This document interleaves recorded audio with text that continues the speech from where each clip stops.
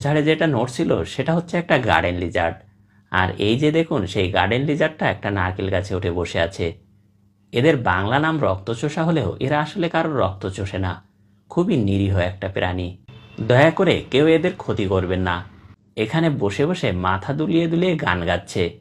আর উপরের ডালে বসে আছে তার সঙ্গী, হয়তো তার দৃষ্টি আকর্ষণ করার চেষ্টা করছে।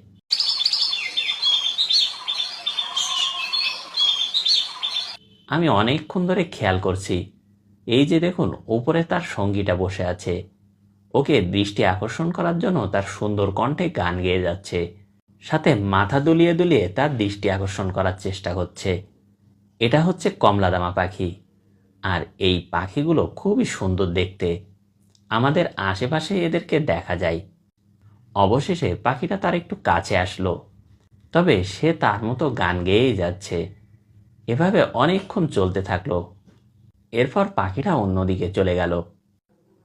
এটা হচ্ছে নীল কটকটিয়া পাখি, যাকে ইংরেজিতে ব্ল্যাক নেপ মোনার্ক বলা হয়।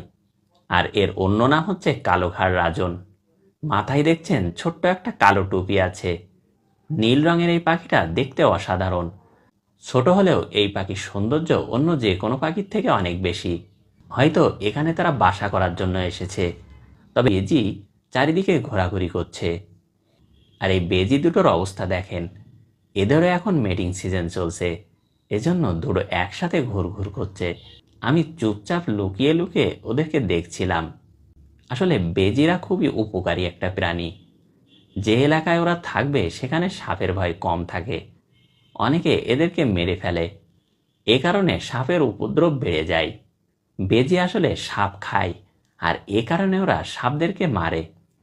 আমরা এই প্রাণীগুলোকে অবশ্যই রক্ষা করার চেষ্টা করব। মনিয়া পাখি বসে আছে, বাঁশের কঞ্চিতে বসে বসে ঘুমিয়ে যাচ্ছে। যেহেতু এখন দুপুরবেলা, ওদের একটু ঘুমানোর সময়। আর এই এলাকায় এসে প্রতিবারই নতুন নতুন কিছু পাখির দেখা পাই। তবে এবার এখনো সেই প্যারাডাইস ফ্লাইক্যাচার পাখির দেখা পাইনি। হয়তো আরও কিছুদিন পরে আসতে পারে।